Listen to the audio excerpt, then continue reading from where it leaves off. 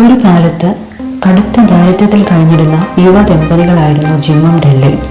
എങ്കിലും അവർ പരസ്പരം അതിയായി സ്നേഹിച്ചു. ജിമ്മിന് ഒരൊറ്റ അപമാന വസ്തുവേ ഉണ്ടായിരുന്നുള്ളൂ. അത് തന്റെ മുത്തച്ഛൻ നൽകിയ തന്റെ കുടുംബത്തിലെ ഏറ്റവും വലിയ നിധിയായ ഒരു സ്വർണ്ണ വാച്ചായിരുന്നു. പക്ഷേ ആ വാച്ച് ഉപയോഗിക്കാൻ ഒരു ചെയിൻ ഉണ്ടായിരുന്നില്ല.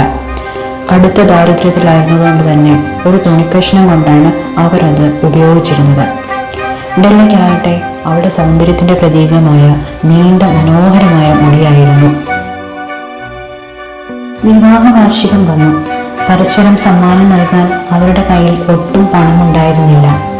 ജിമ്മിന്റെ വാച്ചിന് ഒരു മനോഹരമായ ചെയിൻ വാങ്ങി നൽകണമെന്ന് അവൾ ആഗ്രഹിച്ചു. വളരെ നേരം ആലോചിച്ച ശേഷം അവൾ തന്റെ മുടി വെളുക്കുവാൻ തീരുമാനിച്ചു. അവളുടെ മനോഹരമായ മുടി വളരെ സന്തോഷത്തോടുകൂടി അവൾ മുറിച്ചു വിട്ടു.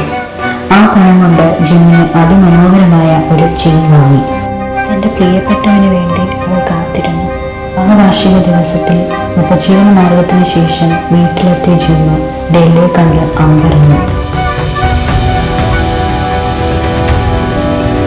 അവന്റെ കയ്യിൽ ഒരു സമ്മാനപ്പൊതി ഉണ്ടായിരുന്നു. ജിമ്മ് സമ്മാനം തുറന്നപ്പോൾ ഡെല്ല ശ്വാസം അടക്കി പിടിച്ചു. ആ പൊതിയിലുണ്ടായിരുന്നത് ഡെല്ലയുടെ നീണ്ട മനോഹരമായ മുടിയിഴകളെ അലങ്കരിക്കാനുള്ള അതിസുന്ദരമായ ക്ലിപ്പുകളായിരുന്നു.